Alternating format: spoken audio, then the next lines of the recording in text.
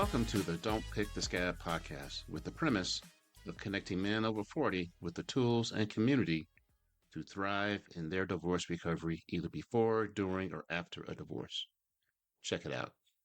Welcome, everybody out there to Don't Pick the Scab podcast, episode 42. Welcome, Jonathan Nizel, with me. He's a multifaceted being, an international model, content creator, personal trainer, real estate investor, a motivational speaker, and a wellness advocate, and also a ex-professional lacrosse player. His superpower is to ignite, charge, foster connections, and promote wellness and positivity. We're glad to have Jonathan on the show. Welcome, Jonathan. Tell us a little about your history and how you became interested in wellness. Thank you, David. First of all, thank you for having me. You list off all that stuff that makes me feel old, all the things I've done, but we'll just chalk it up. We'll call it life experience and maturity. Yeah. I have gotten to where I am sitting here with you just by going through life and rolling with the punches, the things that you don't foresee coming, the bad decisions that we make and the consequences and repercussions of those decisions, and making the conscious choice to pull myself out of it and to live what I thought was the life that I should be living after. At the age of 35, I finally thought it was time to enough of all this addiction, alcoholism, eating disorder, all this kind of just mental health stuff. Still deal with mental health stuff, but in a much better place. So yeah, I'm a big advocate for life, just talking about my life and the things I've been through, and just so happens to be a lot of it is mental health, and like I said, addiction and those kinds of things. But it's a bit about me. I'm from Canada originally. I've been in Texas for 5 years, and I love to play hockey. Wow. Old guy hockey. Yeah, not me out there. Not old guy. I'm giving those young guys a run for the money. Where I see like a 20-year-old come on, and I'm like, watch this. And I put them in their place. Oh, there you go. Let's talk about addiction. A few of the podcasts I listened to that you were on, you talk about addiction. How can addiction be compared to healing from a devastating divorce? It's really devastating. Addiction can be devastating. As a matter of fact, question 2, which I want to put that at 2, is how can someone with an addictive personality heal from divorce? Married, so obviously not divorced. I have a very addictive personality. I'm genetically predisposed to addiction. On one side of my family, it goes all the way back. It's always been in me. It's one of my greatest assets and one of my worst. If I want to play lacrosse, I'm going to go and play until I'm a professional lacrosse player. If I want to drink, I'm going to drink until I'm an alcoholic. If I want to become a model, I want to become an international model. If I want to do drugs, I'm going to become a drug addict. There's the yin and the yang of it. I would say that now that I'm sober, I'm not a preachy sober guy thinking everybody should be like that. I just would say it's a very easy crutch. And when we're going through hard stuff, whether it be divorce or anything like that, I've seen a lot of my friends who have gone through divorces and leaned into it, just a beer after work. And that's how it started for me as well. I lost my mom very suddenly, unexpectedly, a day before my 25th birthday, and it rocked my world. And just having a good time and going up with the boys after a lacrosse game, and he became like, I need to sit here on a Tuesday night and get drunk by myself. So it's a very easy way to numb yourself and to make everything go away. But you come back and it just rushes back. Everything's there that you were running from the first place. And then all the new fun stuff that you did while you were drunk and all those things. Interesting. And so I think it's something you have to be very careful with. And I totally respect people who can keep it in check and all that kind of stuff. Like I said, I'm not going to sit here and say everybody should be sober, but just be careful when it goes from a want to a need. What are some of the common challenges that people have that you talk to that are as being a wellness advocate? Some of the common themes that people struggle with? A big thing nowadays, especially, is this comparison thing.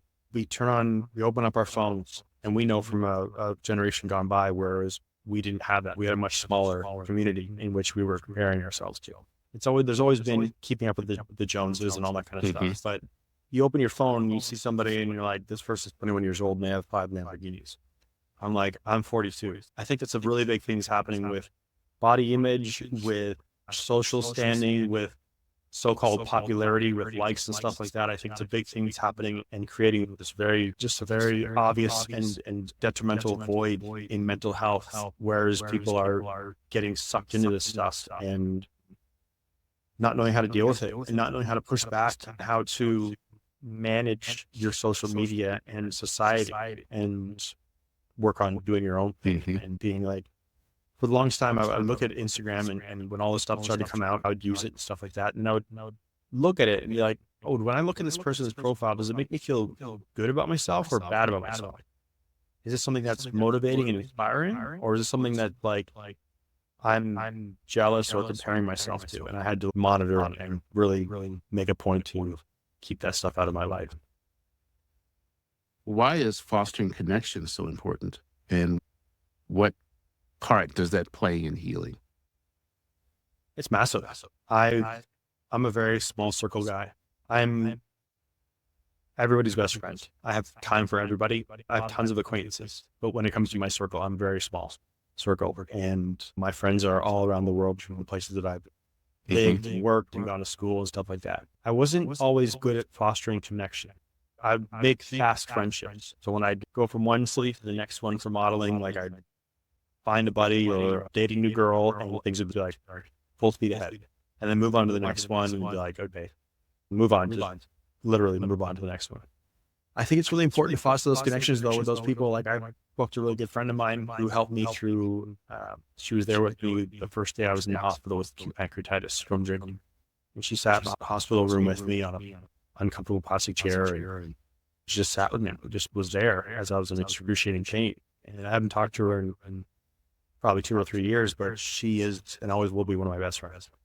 Life happens back up in Canada. She's married now, all those things, but that won't ever change the fact that she's one of my best friends. And it's one of those things that when you get a best friend, you cannot talk for months. Then you start talking and you're just right into that spot that you left, like effortlessly. Like you saw each other. So how do you differentiate between your friends and your acquaintances? What's the level? How do you differentiate those? I'm very cautious of letting people in. Like I talk about a lot of stuff that I've been through publicly. There's a whole different level of stuff that is just for me and maybe this many people in the world know about. I would like to say I'm a good judge of character, but I get burned every once in a while. People are really good actors, and a lot of times we meet somebody and you just bat away the red flags. We're just out of here, and then we're like, oh, all those red flags probably should have paid attention to them.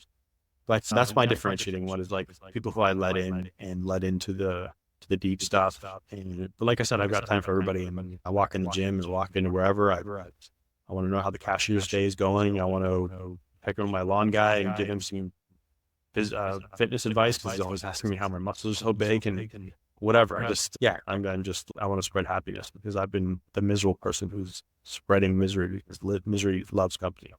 There you go. I'm in a better place. I just want to try and be more positive. So you talk about the physical part. What part does that play? Working out, eating, even when you're going through shit, you can still take care of yourself. Self-care is one of my biggest things. You've got to take care of yourself. Even if you're going down that rabbit hole, let's say that you're getting divorced and you have a couple of kids and you concentrate on those kids, but you can't let yourself go because you can't take care of the kids. You take care of yourself. It's not a selfish thing. It's a fact of the matter that we have to be the best version of ourselves first to then take care of our loved ones and our close circle and then society at wide. You can't put other people before yourself. You have to really focus on that. For me, being physically active is a massive thing with regards to keeping my mental health straight, my physical health. I enjoy eating healthy, but I also enjoy what I eat. So if I feel like I want to eat something, like I saw this Instagram ad and I'm probably going to pop up out of my phone listening to it. But it was like snacks from around the world. When you subscribe to this thing and it would send you a box of snacks from around the world. I'm like, that's cool. I want to try those chocolate bars like once a month, I think. I was like, that's pretty cool. So I just indulged a little bit and then I don't like sock of the month club, but yeah, exactly. But it's treats. Exactly. But I don't believe in the word cheat, like a cheat, I don't think that there's such a thing as a cheat because if you tell yourself you're cheating, you're not going to enjoy what you're doing. And if you're just living your life and enjoying life, or I go to a nice restaurant, if they have chocolate lava cake or creme brulee, like I'm definitely going to get that. But it's just once you tell yourself that I shouldn't be doing this, I shouldn't be doing that. But I've done that before. I had an eating disorder for 8 years. I think proactive health is a big thing that we need to do. And you know, your medical background, you don't wait until your teeth are rotting out of your head and brush your teeth every night to floss. Yeah, man. You don't wait until like it's gotten to, you just do this, wake up, brush your teeth, go to bed, brush your teeth, like floss in between, and there you go. Yeah, but most people don't. And that's why I will always be in business. You bet. Let's talk about mental health. The new buzzword nowadays is mindfulness. That's the new buzzword. What do you think about mindfulness? I think it goes back to my favorite book. If you have to ask me what my favorite book is, How to Win Friends and Influence People. And it is just about how to be a good human for society, how to be a polite mannered, good human. And a lot of that is just being mindful and thinking about others and just making sure that they know that they exist. And it was written in the 1930s, but it is absolutely as relevant today. It's societal. It doesn't matter about smartphones and horse and carriages, whatever they had back then. It's society. It's the way that we work. And I think it's a big thing. I think we need to get our heads out of our own asses in this society where it's so easy to think the world revolves around you, because you open up your phone and it's customized just the way you want it. You open up your banking app and it says, "Hey, Mr. Nizel, good to see you." You go to the restaurant and you have it your way. And man, maybe the world does revolve around you. It's like, no, it really doesn't. And the sooner that we can learn that and realize that and put that into practice, I think it's a very important thing. So we got a man over 40 going through a contentious divorce. How does he apply mindfulness to the fact that he hates his current soon-to-be ex-wife? Guys get eaten up by that. I got eaten up by it. And I was able to pull out of that because I used that energy for that hate and I spun it into something positive. What do you say to those guys out there that are struggling with that hate emotion? It's so strong. I think, so hate's a strong word, and it's a word that I really don't use. It's an emotion that takes time, and I am indifferent to people. If somebody crosses me and they do me wrong, you know what? I wish you well. I'm indifferent to you. I'm not going to spend time hating you. I'm not going to spend time wishing ill upon you, because I think karma is a real thing. I think it's important to look forward and keep moving forward and just be happy that you learn that. My parents got divorced after 26 years. It didn't work out. And for that to happen and for they just each then moved forward, it was like, okay, like that was for the best. That's what you needed to do. But I think spending time hating takes brain power and like I said, it's being indifferent is truly just, okay, off my mind. Like you go your way, I'll go my way. What's happened, divorce, when it comes down to, is a positive thing, because you're leaving a situation, because it was all peaches and cream. We were getting along so well and everything was perfect. Things got to a head where it was like, okay, we're done. And okay, would you want to stay in that position where you're stuck in that place? I know from seeing it firsthand, it's hard with division of assets and all that kind of stuff. And there's a lot of stuff like that really could cause a lot of those really strong emotions and alimony and all that kind of stuff, and child custody, all that stuff. But I think the sooner you can move forward and again start to focus on yourself and to just drop that energy of hate and just make it indifference, and then move forward and look forward to all the things you have, the new people that are going to come into your life and the new opportunities, and the fact that you don't have to deal with that. There's more red flags coming. Exactly. So look forward to that. Equate it with like a parking structure. Parking spaces in your brain are people in your life, positive things in your life, and then the negative people take over parking spaces in your brain. So you need to get rid of those negative parking spaces and put positivity in there. Balancing work-life balance. How important is that? Extremely important. Extremely. I would say it's just as important as with regards to health, it's mind, body, and spirit. Take care of the whole thing. For years, I took care of my physical health, and everything on the outside looked great and looked like it was all together. My mind and my spirit were in shambles. And behind the curtain, I had the mask on and everything was great, but everything else is falling apart. So the same with work-life balance. I believe that you have to be not too easy on yourself. I think you need to hearken to, let's get up, let's put our boots on, let's go to work, let's do this, let's do what we have to do. But again, find that balance for yourself, first of all, and then for the people around you. And that looks like a lot of different things for a lot of people, but there has to be a balance. My parents have been quite successful, and you're obviously a very successful person yourself. I'm sure you've known people who are extremely successful and miserable, whether they're financially successful. And they know billionaires and stuff like that who are, you got $1 billion in the bank. You must be the happiest guy ever. Miserable. No family life. Kids hate him. All that kind of stuff. That whole side is just because all it was for 40, 50 years was work, and everything else got pushed to the side. And it's great. Now you've got $1 billion in the bank and you're all alone sitting on your pile of money, like doing swan dives like Scrooge McDuck or something. I don't know. I think it's a very important work-life balance. What about the stigma of men not going for therapy? That's huge. Dude. Right here, this guy. That was me for 15 years. That was me becoming an alcoholic. That was me having an eating disorder. That was me working out excessively. That was me using drugs. That was all stuff to do to avoid feeling my feelings. And I was like, I don't have time or money for therapy. I have time and money for drugs. I was like, I always had time and money for my Everything vices, else. Damn. but until I got to a breaking point and I got to 35 and I was like, look, man, like I said, I'd never been a sober functioning adult in my life. And I was 35 and I'm like, this is not, I can either graduate to the harder drugs and keep going, or I could finally do something else drastic. And that for me was like, okay, I'm going to relent and go to therapy. Because I thought therapy's for women. That's for chicks, man. Guys don't go to therapy. I'm not going to sit there and pay somebody to judge me for the things that I've done. And not for me. And now I'm a very big proponent of therapy. I think it's not available to everybody. If it is available to you, by all means, take advantage of it and go and talk to somebody.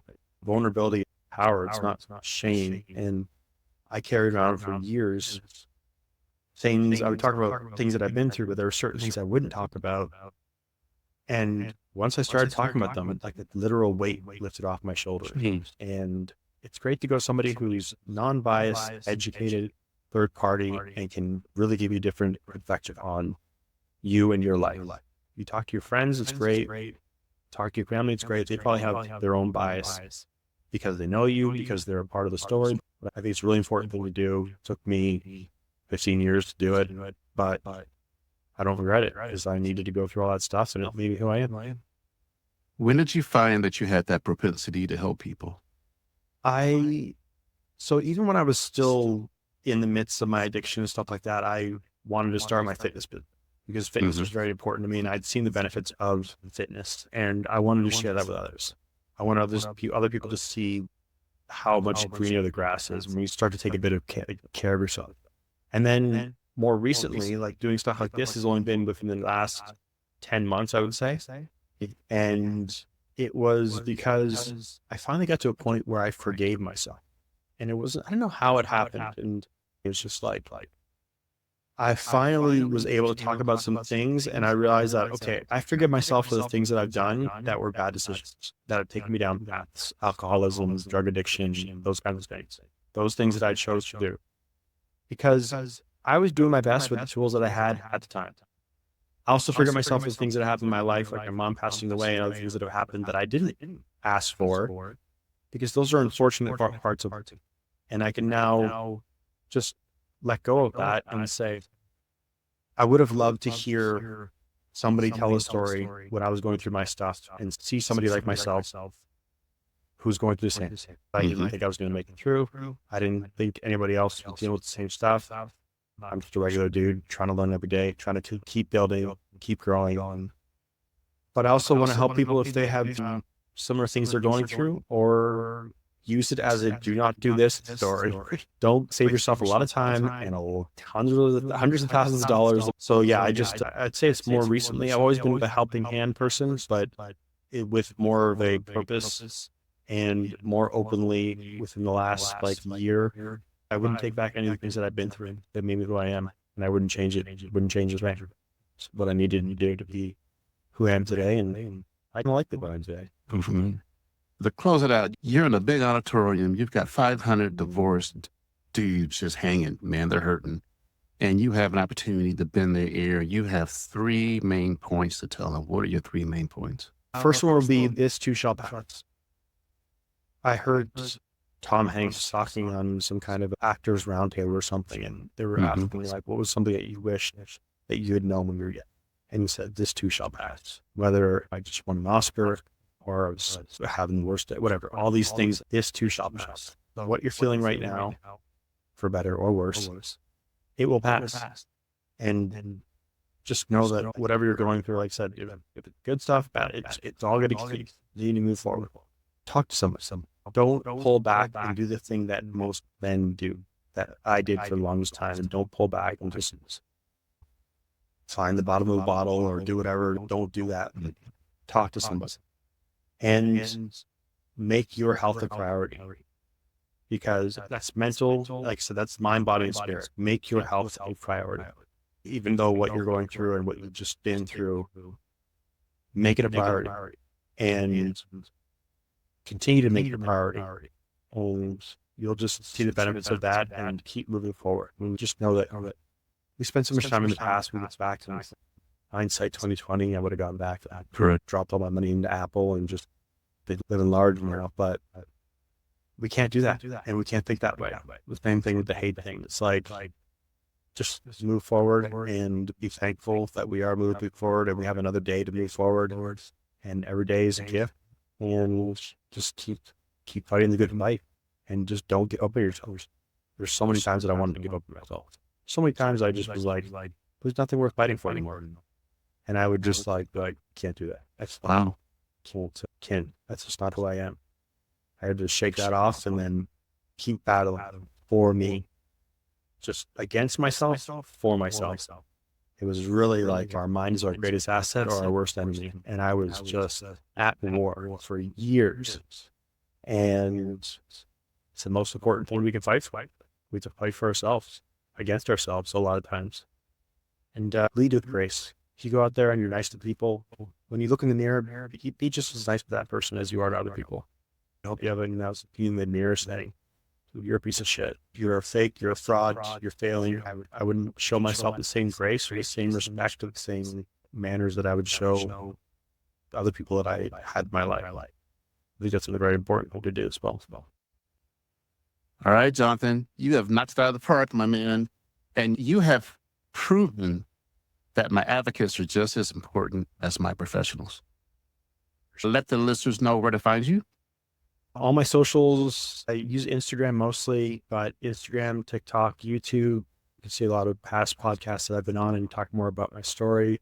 That's Jonathan Meisel. My name will be in the show notes. And also my website and my Facebook page are Jonathan Meisel Official. And again, I've been on, I don't know, over 50 podcasts, talked about stuff and talked about different parts of my story and like lighthearted sometimes. Two matters. Hello. Look in the mirror. Yeah, so I love connecting with people. I love talking to people. I love learning from people. I love having these kind of conversations where I can learn things from you yourself, but also somebody from your audience sends me a message, and I'd love to continue to learn because I don't know a thing. When I was 18, I knew it all. But the older I get, the less I know. But I thought when I was 18, I had it all figured out. And boy, did I not even know what was ready, what was coming. But wow. Once again, we're going to have Jonathan's information in the show notes and I have him holding the line here, but we're going to say goodnight to everybody. And thanks for listening. Bye-bye. that was great.